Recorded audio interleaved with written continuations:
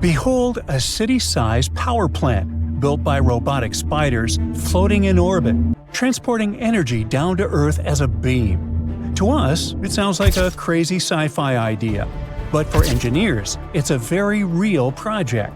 The pieces are being tested, and space agencies want to have the whole system online in less than 30 years.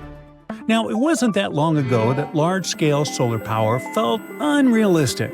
Today, it's widespread and the most affordable form of energy. The biggest solar power plant on the planet, the Golmud Solar Park, has almost 7 million solar panels, and it could produce an unbelievable 2.8 gigawatts of electricity. That's enough to power more than 2 million homes and about twice the energy needed to power the DeLorean time machine from Back to the Future, if you're keeping track. Now, all this sounds great on paper, but in reality, it's a major headache. Large-scale solar power takes up massive amounts of land and needs constant upkeep. More importantly, solar panels on Earth never hit 100% efficiency.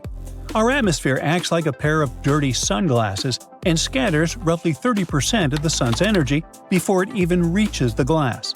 Also, sunlight is unreliable. Remember those puffy things called clouds? Solar panels are like employees who take sick days when it's cloudy, barely work during winter, and sleep every single night. Hey, I had a job like that once. To keep the lights on at night, we have to rely on massive battery systems to cover that gap. Well, that's why engineers started looking for a loophole, or better said, a better location. If you travel about 22,000 miles straight up, you reach a geostationary orbit. This is the cosmic sweet spot.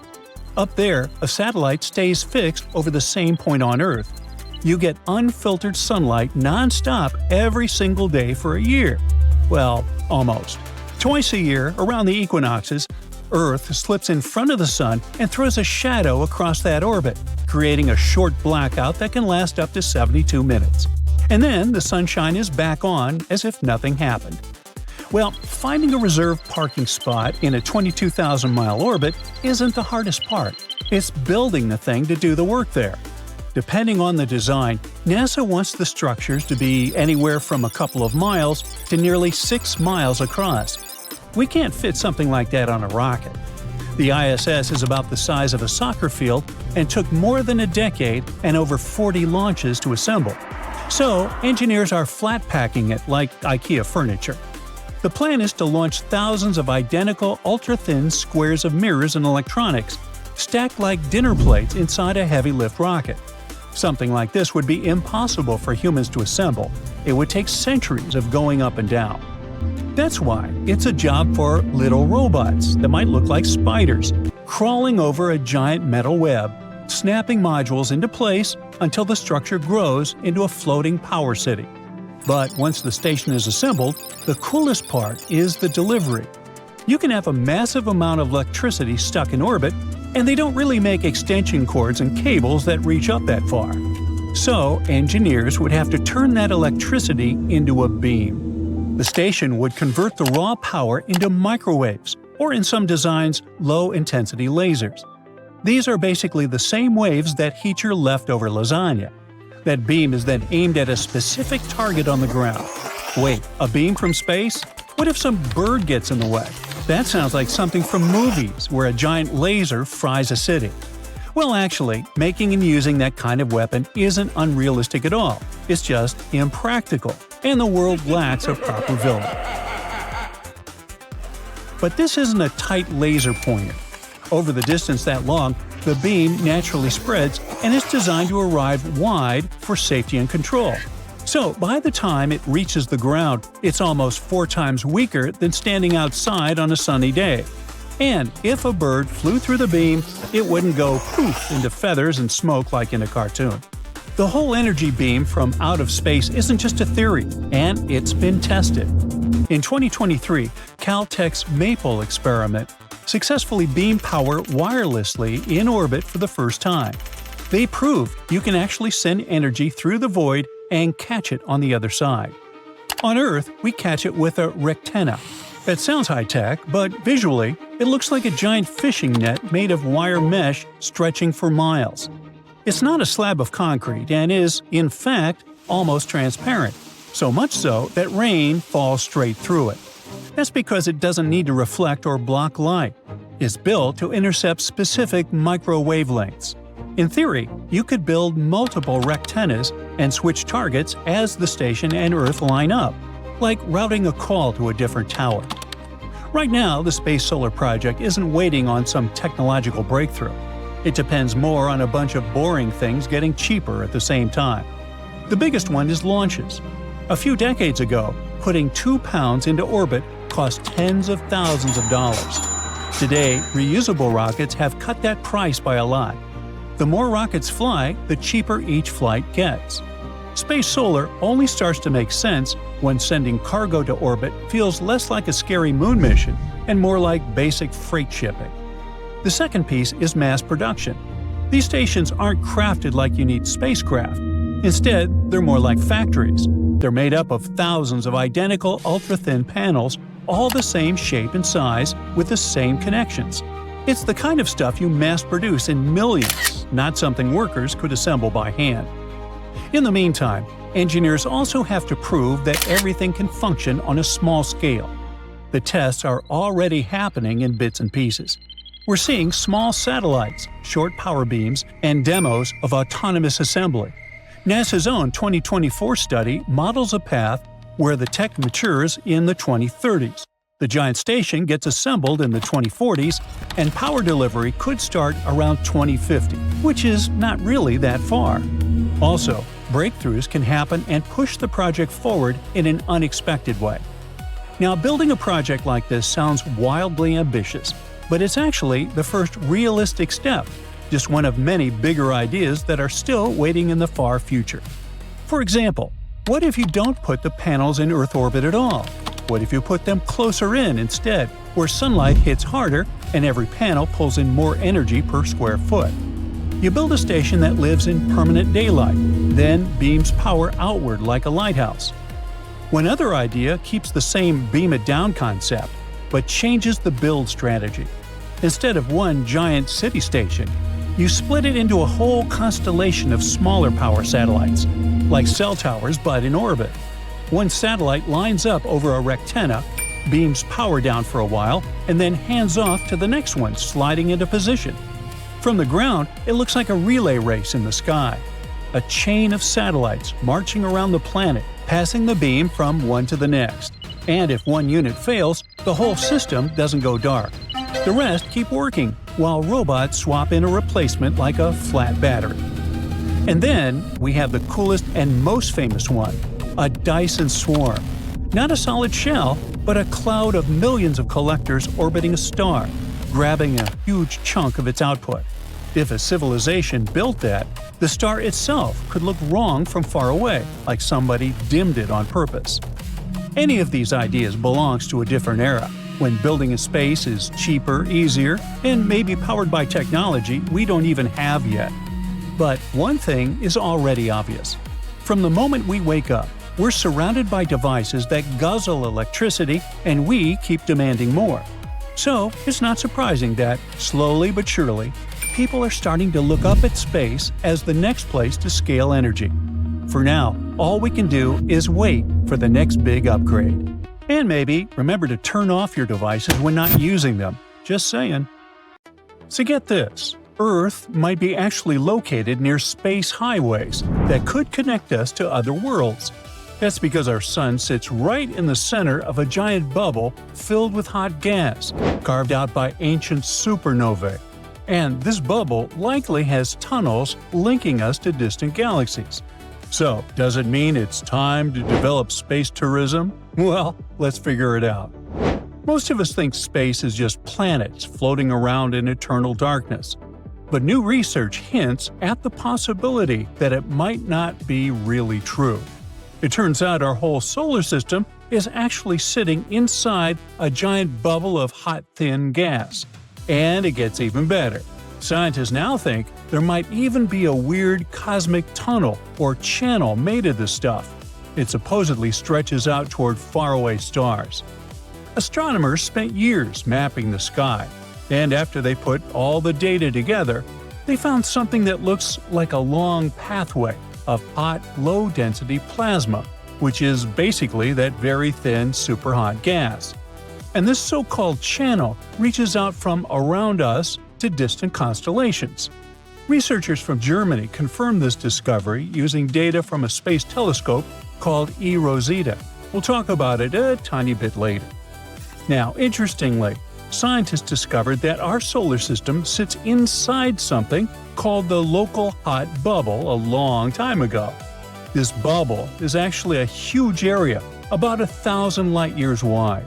It was created when several stars exploded in giant supernovas millions of years ago. Those explosions heated up the gas around them and basically carved out this bubble of hot, low-density space. And their shock waves created weak points in the bubble around us, eventually forming interstellar tunnels. That cosmic event was so huge that the leftover hot plasma is still floating around us today. Now, to understand this bubble better, scientists used eRosetta, which is an X-ray telescope. It scans the sky looking for soft X-ray light. That's a kind of light we can't see with our eyes. It comes from hot gas, old supernova leftovers, and other structures in space. They also compared eRosetta's new information with older data from another X-ray telescope called ROSAT. And finally, putting all this information together, they were able to make a much clearer map of what's around our solar system. Mind you, this wasn't easy. They had to divide the sky into thousands of tiny pieces and carefully measure faint signals coming from warm gas, empty pockets of dust, and other stuff floating in space. But their effort paid off. After sorting through everything, they managed to figure out the faint glow of hot plasma around us. It proved we were not just drifting through empty space, we're inside a giant burned-out bubble created by extinguished stars.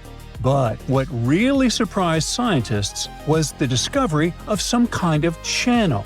It looked like a long tunnel in space, cutting through the hot gas around us and connecting our part of the galaxy to star systems far away. They also found signs of another channel pointing toward the Canis Major constellation. And those might not be the only ones. The data suggests there could be a whole network of such paths, branching out through space. Each one works like a hidden back road. Scientists used to guess that the space around our solar system might have little pockets or rooms carved out by old exploding stars. We could probably imagine them like caves inside outer space, but no one had the necessary tools to actually prove it. But now, thanks to that new data from the eRosetta telescope, they finally have a clear picture. The telescope showed that the space around us wasn't just empty. It's full of hot, thin gas and strange shapes, including tunnels and bubbles. This proves at least part of what older scientists predicted. We're living inside a giant bubble of hot gas, and that bubble connects to other bubbles through long, low-density channels. The new study also shows that the pressure inside our bubble is lower than scientists expected. This might mean the bubble isn't closed. It could be open in some directions, letting that hot gas flow out into other parts of space. In short, this hot bubble isn't simple at all. Parts of it might be open pathways, and other parts look blocked off. Being inside it is kind of like trying to walk through a forest. Some areas have clear trails, and others are packed with trees. And even though astronomers have mapped big chunks of the bubble and found these strange channels, there's still a lot they don't fully get. Some paths look like they're made of a bunch of connected empty pockets, and others look totally closed. To understand the whole picture, we'll need better tools and more data. Hopefully, with stronger X-ray telescopes, deeper sky scans, and better computer models, we'll finally understand the nature and structure of the bubble we're living in. We might be able to make a kind of map of those hidden channels and learn how they affect things like cosmic rays, dust, and the solar wind around us. Now, speaking of telescopes, we can't help but mention the one that helped us figure out the very existence of the bubble around us. The thing is, scientists have been trying to understand a faint glow of low-energy X-rays that seem to cover the whole sky. For many years, they weren't sure where this glow was coming from. And then, the NASA-supported DXL mission finally helped to solve the mystery. Researchers used old but reliable detectors that first flew on a rocket in the 1970s. With these instruments, they confirmed that most of this X-ray glow came from a huge area of extremely hot gas around us. It was named the local hot bubble. Back in the 1990s, another X-ray mission called ROSAT made pretty good maps of the sky, and it found something surprising. Comets gave off soft X-rays too. Later, scientists realized this happened when the solar wind, fast particles from the sun, collided with neutral atoms. This process, called charge exchange, can happen almost anywhere in space. Because of this, some scientists started to doubt whether the local hot bubble was really the main source of the X-ray glow. So, to test this, DXL launched on December 12, 2012 from New Mexico.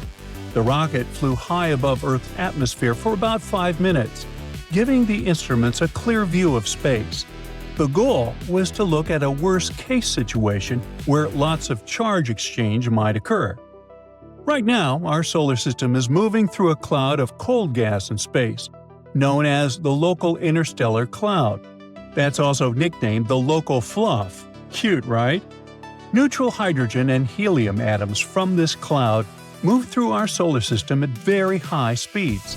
Hydrogen gets affected easily by different forces, but helium mostly follows the pull of the sun's gravity. Because of this, the helium forms a focusing cone, a region with extra helium that Earth passes through every December. This cone is the perfect place to look for charge exchange, since it holds more neutral atoms than usual. But what happens during charge exchange? The solar wind comes from the sun's corona, the star's superhot outer layer. The particles in the solar wind have lost many of their electrons. When one of these particles hits a neutral atom, it can steal one of the atom's electrons. The stolen electron briefly gives off a soft X-ray. This is how the glow is created. Now, to compare things, the researchers also looked at old ROSAT data from 1990, taken in a direction away from the helium cone, where charge exchange should be weak. By putting everything together, the scientists found that only about 40% of the soft X-rays come from inside our solar system. The rest, the majority, comes from the local hot bubble. This means the huge cloud of hot gas around us really is the main source of the X-ray glow. But let's get back to the discovery of the Space Intergalactic Tunnel. It's a valuable lesson for us that space might look calm and empty when we look up, but that's not true. Space around us actually contains dust, plasma, radiation, magnetic fields, and mysterious tunnels. All of these things mix and swirl together, making space much more complicated than a simple vacuum. Let's take a little satellite, tie it to the shuttle with 12 miles of cable, and send it for a spacewalk. It might sound like another crazy plot for a YouTube hit video, but this idea actually belonged to NASA. In 1996, they teamed up with the Italian Space Agency to try one of the boldest, strangest experiments ever attempted in orbit. The mission was called TSS-1R, short for Tethered Satellite System 1R. They came up with a plan to reel a satellite from the Space Shuttle Columbia on a tether that could carry an electric current. As the shuttle zipped around Earth, that long cable would slice through the planet's magnetic field lines. In physics terms, moving a conductor through a magnetic field generates electricity. So, the Space Shuttle Tether Satellite combo was about to turn into a giant orbital power generator. It was like plugging an extension cord into Earth's invisible magnetism. The physics behind this craziness was rock solid. Engineers hoped this tether would pump out usable power, maybe even thousands of volts. If it worked, it could change how spacecraft get electricity or inspire new ways of braking in orbit using electrodynamic drag. So, launch day came. Columbia lifted off. The crew prepared the system, and they started letting the satellite out on its long, long cord. At first, it was smooth sailing. The satellite glided away, the tether unreeled like a spool of cosmic fishing line, and the science team was buzzing with excitement. As the line stretched longer, it started generating more and more electricity, over 3,000 volts at its peak. Everything was running perfectly like a dream experiment. And then, just as the tether was almost fully extended, nearly the full 12 miles, things took a dramatic turn. A localized electrical discharge zapped through the tether's insulation. The cable arced and burned a hole right through itself, and with one fatal snap, the tether broke. Just like that, the grand experiment was toast. The crew could only watch as the little satellite, still trailing its dangling wire, floated off into space like a lost balloon on the world's longest string. Years of hard work preparing the experiment just literally drifted away. Visually, it was almost comical. Reporters couldn't resist calling it the goofiest space experiment in history, and honestly, they weren't wrong. It looked less like cutting-edge space technology and more like someone had tied a toy to a string and let it loose above Earth. But, goofy or not, the experiment actually proved the physics worked. Before the failure, the tether really did generate significant electricity, exactly as the scientists predicted. Over 3,000 volts coursed through that cable before it fried. The idea of using conductive tethers for power and propulsion in space wasn't a fantasy. It was all real. The problem wasn't the science, it was the engineering. Space is an unforgiving place, and one small weakness in insulation was enough to take down the whole mission. Even though TSS-1R ended with a literal snap, it left behind valuable data. Engineers learned more about how tether systems behave in orbit, and the concept is still alive today. Researchers keep looking at space tethers for everything from satellite deorbiting systems to futuristic power stations in orbit.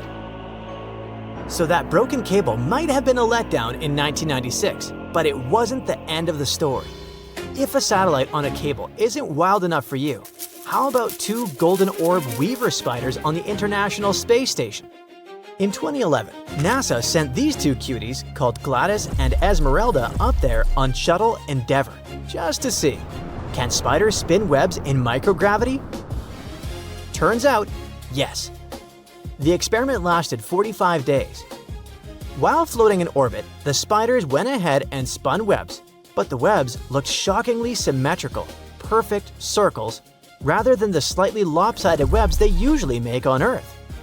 The spiders, deprived of down and up, used light inside their habitat to orient themselves. On Earth, spiders use gravity to guide how they stretch their legs and spin out their web lines.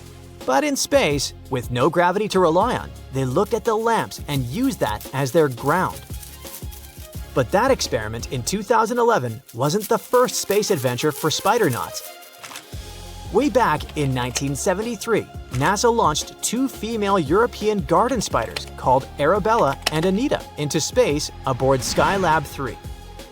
The idea of this experiment actually came from a 17-year-old high school student in Massachusetts. The spiders were stashed in little containers and then coaxed into a special tank to spin webs while orbiting Earth. At first, Arabella struggled. She took a while to adapt, and the first web she spun was incomplete.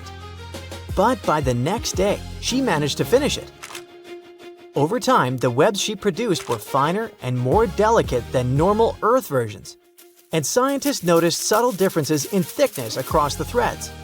But NASA wasn't just curious about spiders for the sake of, spiders. Scientists wanted to figure out how near microgravity messes with the central nervous system, not just in spiders, but in animals in general, humans included. Spiders actually make the perfect test subjects because their webs are basically brain maps in silk. You can tell how well the spider's nervous system is working just by looking at the shape and quality of the web it spins. On Earth, a spider has a whole toolkit.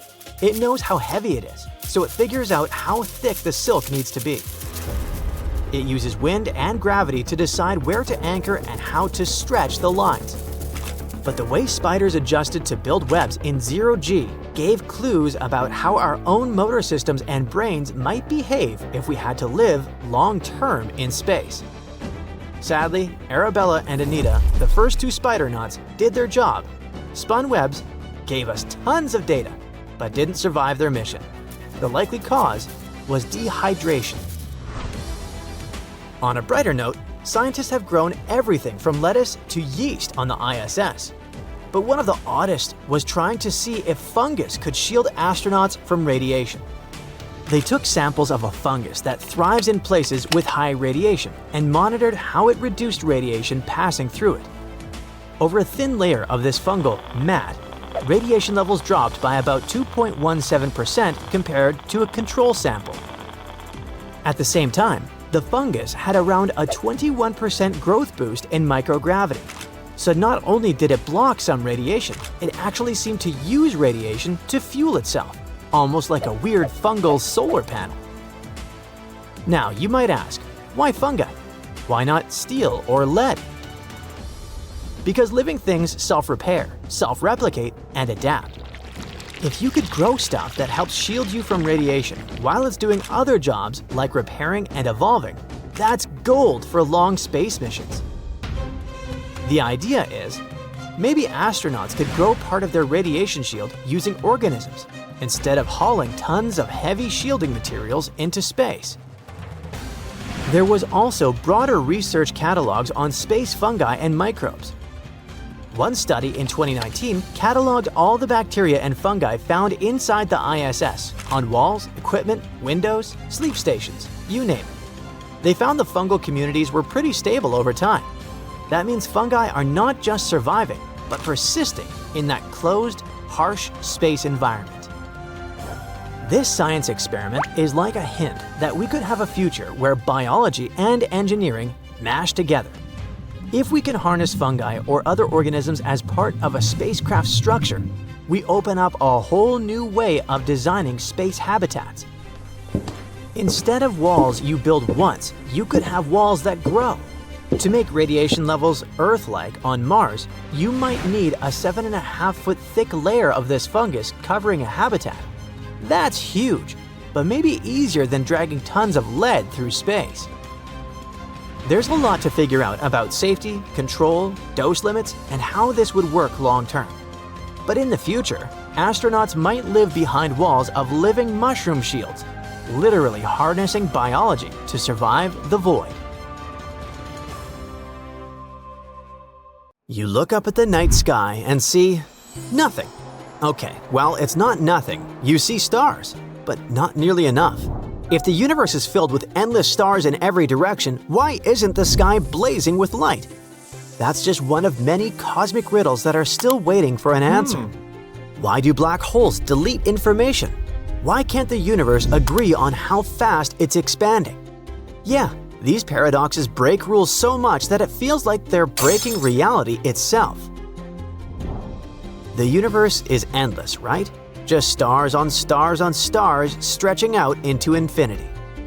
Well, if that's the case, then how come the night sky isn't lit up like Times Square on New Year's Eve? That's the heart of Olber's paradox, named after 19th century astronomer Heinrich Olbers. He wasn't the first to notice the problem, but he made it famous by basically asking, if there are stars in every direction, shouldn't the whole sky be glowing? You might think they're just too far. But in an endless universe, every direction should eventually hit a star, and all that faint light should add up. So, why the darkness? Maybe the answer is that the universe isn't infinite in time. It had a beginning, the Big Bang. That means light from the most distant stars hadn't had enough time to reach us yet. And the light that has been traveling for billions of years, it's been stretched out so much by the expanding universe that it's now invisible to our eyes. So, that pitch black sky? It's not empty. It could be that it's full of light. We just can't see.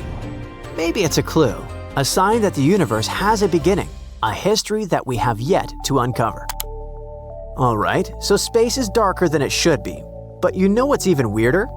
It's also way too quiet.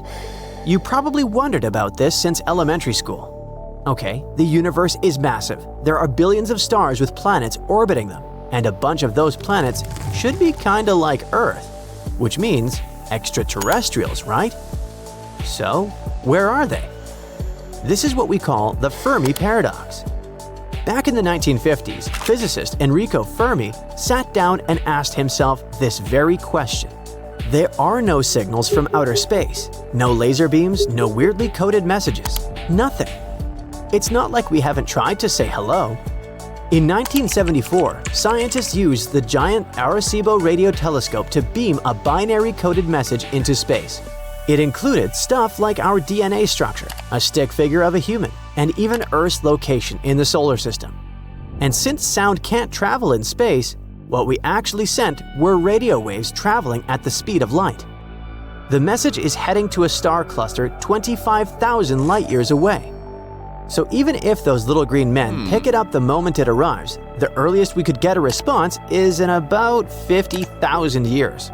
Okay, that's pretty far into the future. But wait, if we're out here sending signals, isn't it possible someone else did the same, like 150,000 years ago or 500,000? Shouldn't something have reached us by now? Some extraterrestrial TikTok at least? The answer could be that we're the first technologically advanced civilization.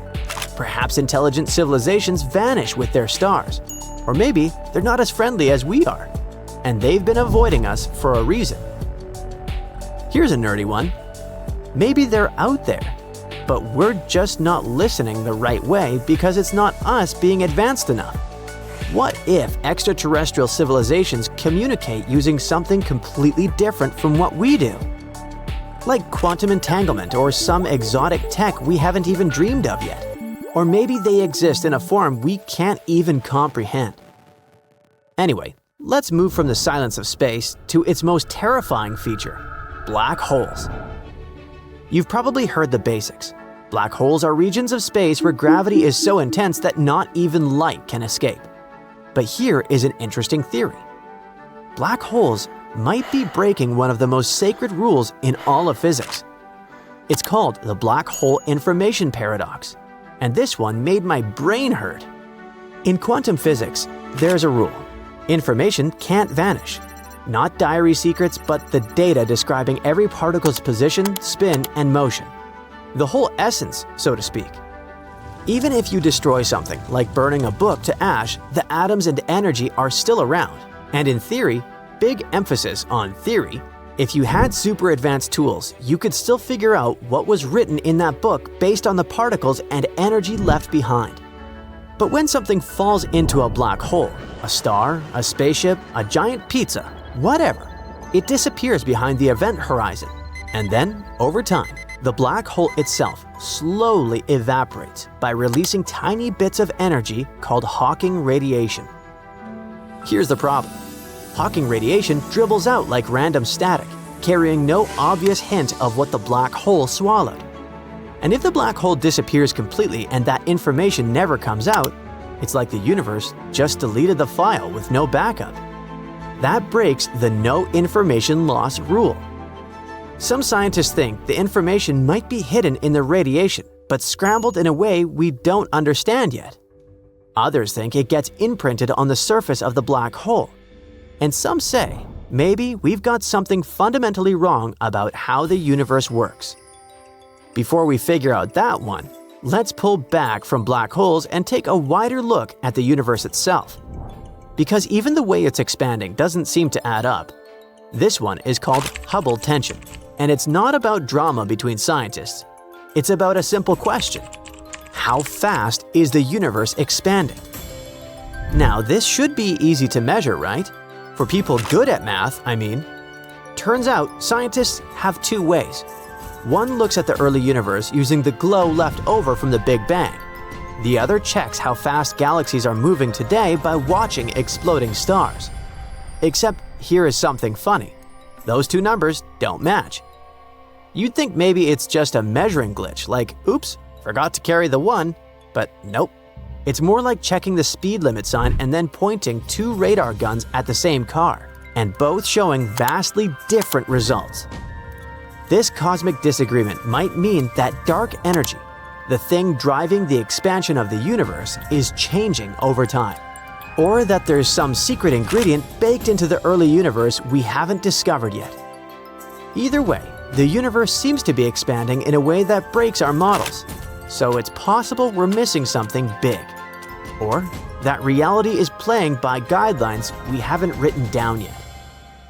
Alright, we've talked about how black holes might erase information. However, there's something just as weird. What if things in the universe don't decide what they are until you look at them? That's basically the idea behind the observer effect. Imagine you're tossing tiny balls at a wall with 2 holes in it. You'd expect each ball to go through one hole or the other, right? But if those balls are actually particles, like photons or electrons, something weird happens. If no one's watching, they act more like waves, and they go through both holes at the same time. But the moment you try to watch them, they stop doing that. They choose one hole and act like regular balls again. It's as if reality holds its breath until we look, then locks in what it is. But were they? Or did our act of looking force the decision? Nobody's really sure. However, that's not all. We didn't even have time to get into the time symmetry paradox, where the math says time should flow both ways, but in real life, it only marches forward. Or the cosmic horizon paradox, which asks how far apart regions of the universe, too far to ever communicate, somehow ended up looking exactly the same. Or the simulation hypothesis, which, let's just say that one deserves its own video. These paradoxes aren't just cool thought experiments. They're clues, little cracks in the surface of reality. And that's what makes it so exciting. See you next time. Hey, does anyone remember the gold rush? Back in the 19th century, prospectors were flooding California rivers with a pan in hand, chasing wealth. Well, scientists now say it might be time for the moon rush. Because apparently, precious metals worth over $1 trillion could be hiding underneath the surface of the moon. That's a lot of money. However, can we really reach it? And if so, who does it belong to? If you have ever paid close attention to the pictures of the moon, you probably noticed a lot of holes and craters. Our satellite is like a giant Swiss cheese. It has over 1.3 million craters, if you count those larger than 0.6 miles. But today, we're focusing on about 6,500 really big ones, those over 12 miles wide. Those were not made by little green men or little green moles, but rather by asteroids crashing into the moon since eternity. Scientists compared moon scans to meteorites, and after crunching the numbers, they think there could be a fortune in platinum hiding in those craters. What's exciting is that many of these resources could be just a few feet beneath the surface. The moon doesn't have an atmosphere like Earth, so there's no wind, rain, or earthquakes messing things up. That means those asteroid crashes left their priceless metals pretty much right where they landed, undisturbed in lunar dust for millions of years. With each crater like a giant space bowl catching platinum, iridium, palladium, and other metals. On Earth, we have to drill super deep just to get a tiny bit of these. By the way, did you know that most of the mineable gold on Earth likely came from ancient meteorites? When Earth first formed, almost all the original gold sank into the core. The stuff we can actually dig up today is probably what's left when space rocks slammed into the crust billions of years ago. So maybe you wonder why not reach for the asteroids and mine there? Well, that's because they're out of reach. Yes, in theory, it would be possible to mine from asteroids, but obviously the moon is way closer and easier to get to than any other giant rocks floating in space. We've already walked on it and brought back pieces of it to Earth, so it's fair to say we are familiar with it. This makes mining it a much smarter step than chasing unpredictable asteroids. However, asteroids are next on the list. Also, when it comes to mining the moon, it's not just about the prize. Some of those craters have frozen water. We know that because several missions, like NASA's Lunar Reconnaissance Orbiter and India's Chandrayaan-1, have found frozen water ice in dark craters near the moon's poles. This ice is super valuable because it can be broken down into oxygen and hydrogen. They are the parts needed to make rocket fuel. It could also be purified for astronauts to drink, or even used to help grow plants. Imagine filling up spaceships with fuel right on the moon before flying off to other planets. Not only does that sound pretty cool, but it's also economical and convenient. That would save us a ton of money and effort. And if we're already stopping to refuel, why not stick around and set up shop? It's about building a whole new space base and turning the moon into a launching pad for exploring deeper space. A moon base would let scientists study wild space weather, practice building habitats, and test robots in real lunar dust. I can't be the only one excited for the future where robots stream their live missions from the moon. The skills and knowledge we develop there could be essential for living on Mars or exploring the moons of Jupiter and beyond. This is not as far-fetched as you might believe. Companies like Astroforge and Karman Plus are working on tech to mine asteroids, and maybe the moon someday. NASA's Artemis program is trying hard to set up a sustainable human presence on the moon in the next decade. And Europe's space agency is also eyeing lunar resources. So yeah, the idea of people and robots working together on the moon is probably just a matter of time. Still, it's not as simple as it sounds. There are big questions that humanity faces. Just like with the original gold rush, it's a bit of the Wild West when it comes to rules. The Outer Space Treaty, signed in 1967, says no country can claim the moon as its territory. However, it's pretty vague when it comes to private companies mining resources. So, if you build your rocket and mine some platinum first, is it yours? Well, as for right now, it's a guessing game. Countries are debating and trying to figure it out before the space gold rush turns into a lunar free-for-all battle royale. Then, there's the challenge of protecting the moon's one-of-a-kind environment. Some craters are so quiet that scientists dream of turning them into giant space observatories that study the universe without any radio noise from Earth. Mining nearby could shake things up or kick dust into the air. Lunar soil could damage the sensitive gadgets and ruin the billion-dollar science experiments. That would definitely annoy researchers. Plus, some parts of the moon have been untouched, and mining could wipe out cool spots we haven't even fully explored yet. So basically, we want to make sure we don't turn the moon into a lunar construction site before we've learned all its secrets. That's why some experts suggest setting up protected zones on the moon, like national parks here on Earth, where mining and heavy machines just aren't allowed. That way, we get the benefits of lunar resources but keep the moon's most important areas safe for research and discovery. But here's an even bigger question.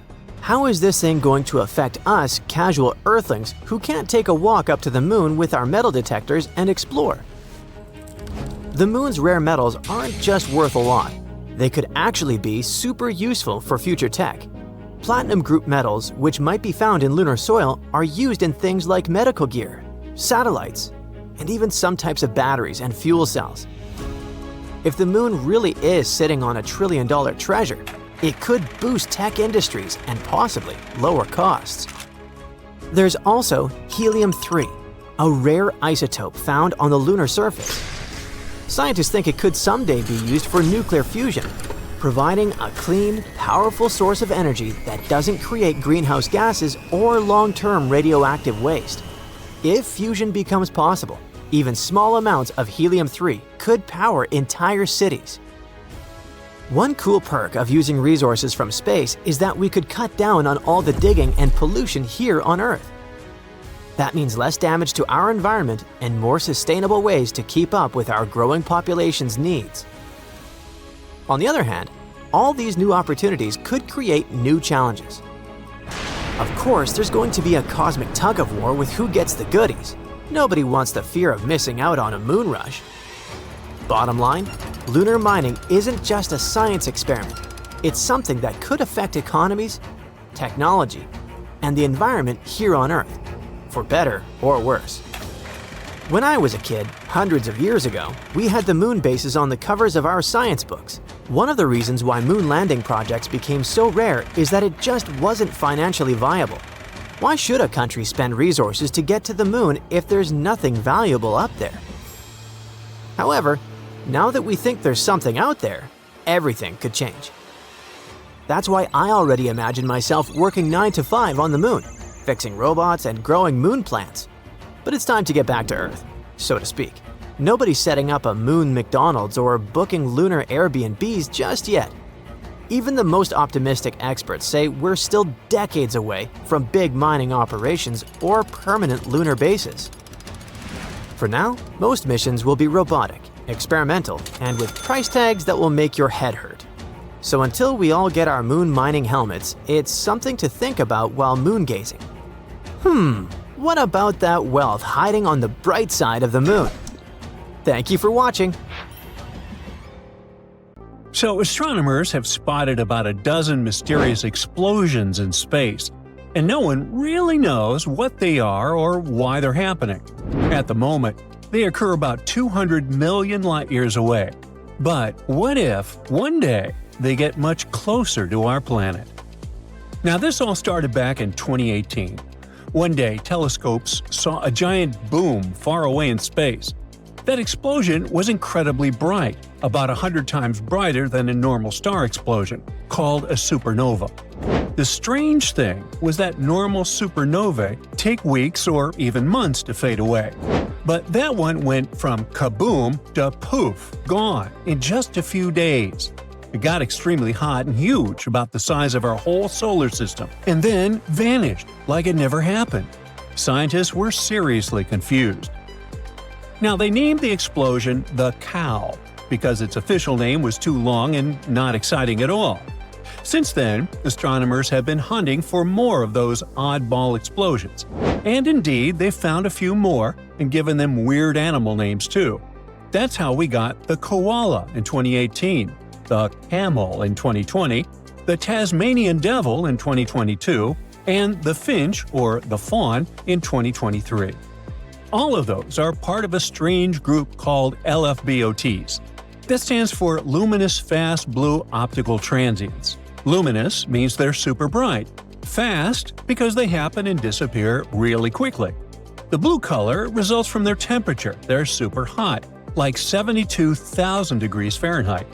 And optical transients means they show up in visible light and don't stick around for long. Even now, the scientists are still scratching their heads, trying to figure out what's causing these bizarre space flashes. It's like the universe is playing a mysterious game, and no one knows the rules yet. At first, scientists thought those space explosions were failed supernovae. That's when a star tries to explode but instead collapses in on itself, kind of like a balloon popping inward. That collapse can create a black hole in the middle that will eat the star from the inside out. But recently, a new theory has popped up, and it's even cooler and creepier. It has to do with black holes, super squished leftovers from exploded stars. They're so powerful that even light can't escape their clutches if it gets too close. That's why they're totally dark and impossible to see directly. Now, some space scientists think that unknown black holes, not too big and not too small, might be pulling in stars that get too close, which produces those explosions. Such holes are called intermediate mass black holes, and no one has actually seen one of those yet.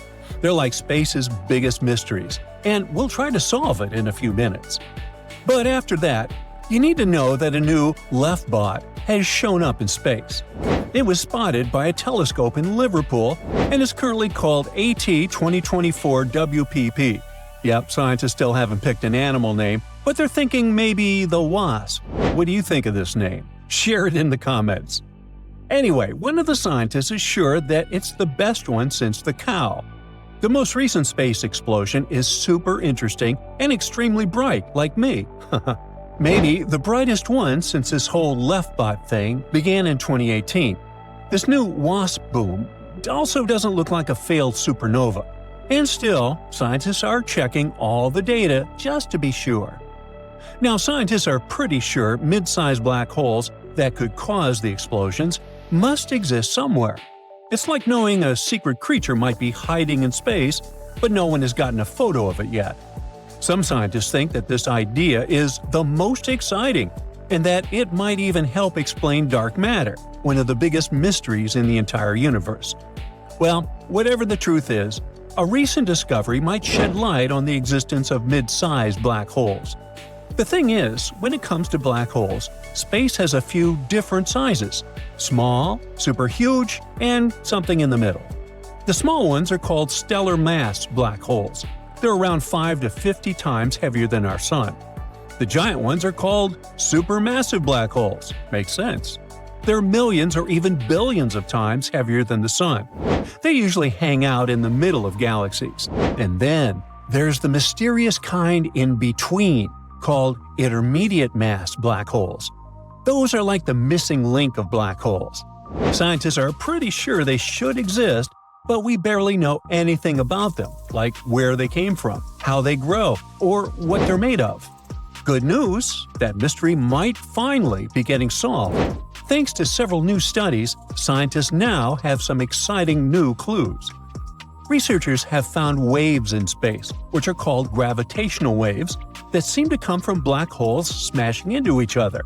And not just any black holes, but ones that are 100 to 300 times heavier than the Sun, which may mean that they're those mysterious mid-sized black holes. Plus, those are the biggest black hole collisions we've ever recorded on Earth. Now, black holes are like space fossils, super old history clues. And those newly discovered black holes could tell us about the first stars that ever lit up the universe. The problem lies in the fact that our tools on Earth, like LIGO, which stands for Laser Interferometer Gravitational Wave Observatory, only catch a tiny moment of these black holes crashing together, literally just a split second.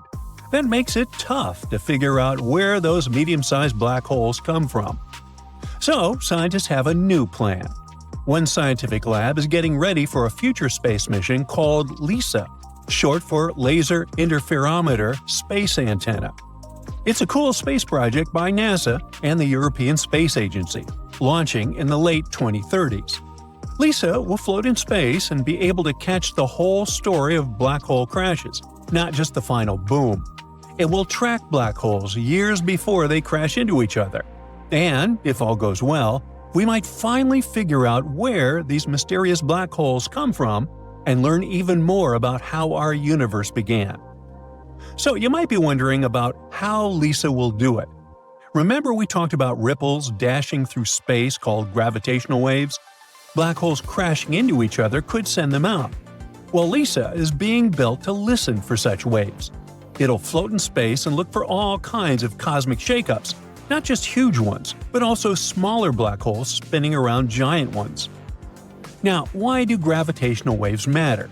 A lot of space stuff is too dark to see with regular telescopes, since no light comes from it at all.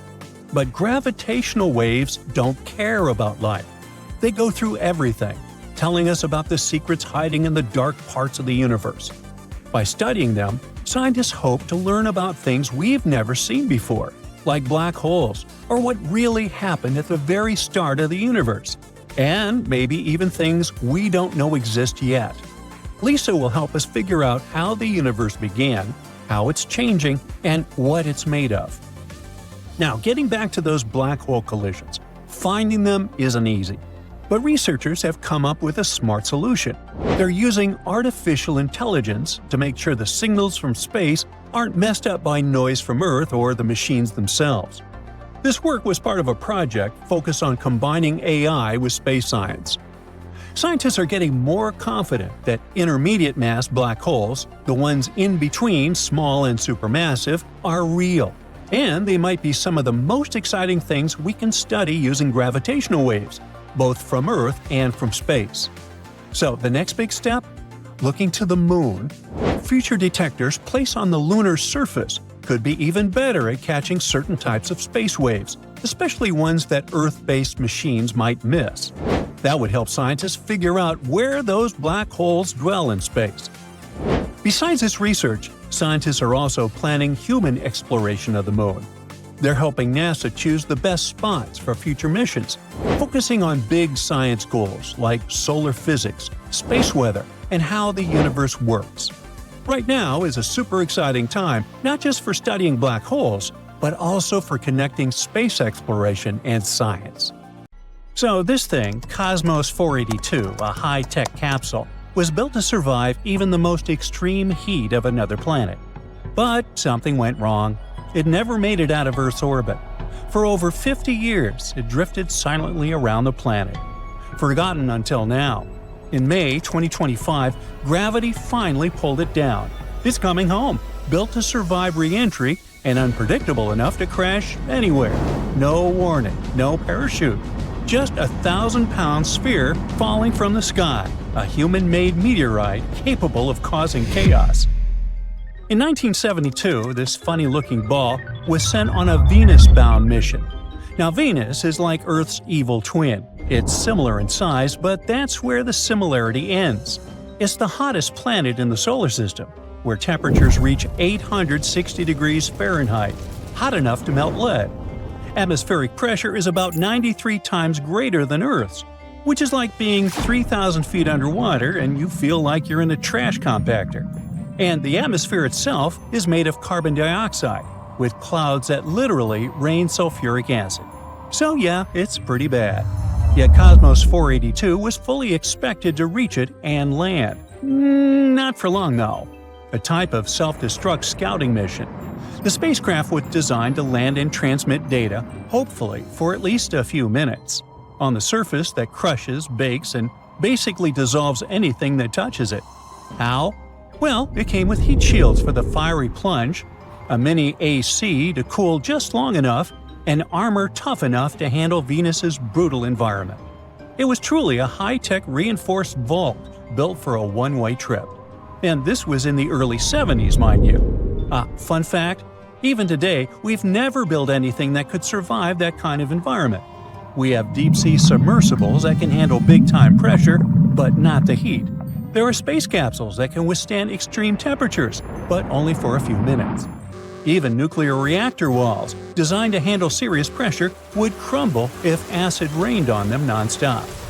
Now, a funny twist of this story is that landing on Venus was already achieved in 1970. Venera 7 became the first spacecraft to land on another planet and transmit data back to Earth, surviving on Venus's surface for a full 23 minutes before melting down. It proved the impossible was possible, just not for Cosmos 482. So, what went wrong with Cosmos 482? We've always imagined space travel as firing up the spaceship, launching it, and that's it. However, that's not how it works. First, with an initial boost, you park it in Earth's orbit, like pulling into space's driveway.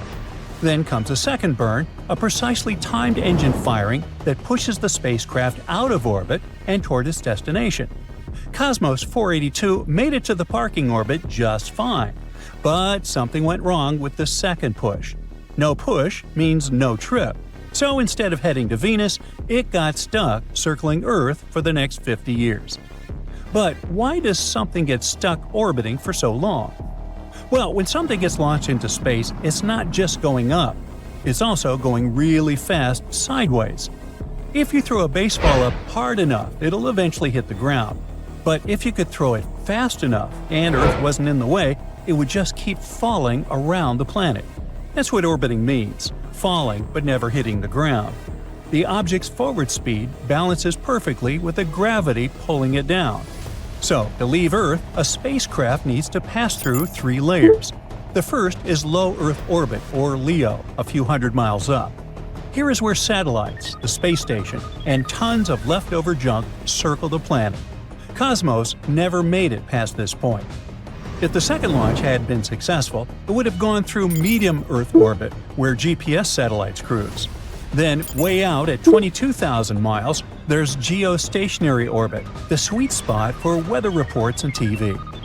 So now we know how Cosmos ended up there and why it was orbiting for so long in LEO. But what made it suddenly change its mind and fall back? Even in LEO, space isn't completely empty. There's still a tiny bit of atmosphere up there, and over time, it acts like a brake, slowing things down just enough. Think back to that baseball you threw sideways fast enough to orbit Earth. Eventually, it will slow down to the point where gravity takes over. However, Earth is securely protected by its atmosphere. As objects fall back to Earth, their speed keeps increasing up to tens of thousands of miles per hour. When you're moving that fast, the air pushes back really hard. That push creates friction, and friction creates heat, a lot of it. The surface of falling objects can reach over 3,000 degrees Fahrenheit, causing them to melt, shatter, or vaporize completely before they ever hit the ground. That's why scientists don't lose sleep over small debris. Small pieces of old satellites, even tools lost during spacewalks, fall all the time. But they burn up like shooting stars. We just never notice them. Now, a baseball would disintegrate instantly. But what about a giant ball designed to withstand landing on Venus? Thankfully, this potentially horrifying story is anticlimactic, because Cosmos crashed into the Indian Ocean west of Jakarta on May 10, 2025. Radar picked it up streaking through the sky, glowing, breaking, heating up, but still intact enough to make it all the way down. And it did, thankfully, not somewhere crowded. However, now that it's lost beneath the waves, we are free to speculate. How real was the danger? Could it have fallen into a crowded area? Absolutely. If that 1,000-pound capsule had come down over a city, it could have smashed through rooftops, wrecked cars, or worse, seriously injured someone. And no, there wouldn't have been sirens or alerts. Cosmos 482 was launched in the 1970s, long before GPS or live tracking, so there was no signal to follow, no proper guidance system. Scientists could only make rough estimates about where it might land, so if it had come down over land, it would have looked like a meteor. Well, the story of Cosmos, with the K, had a happy ending.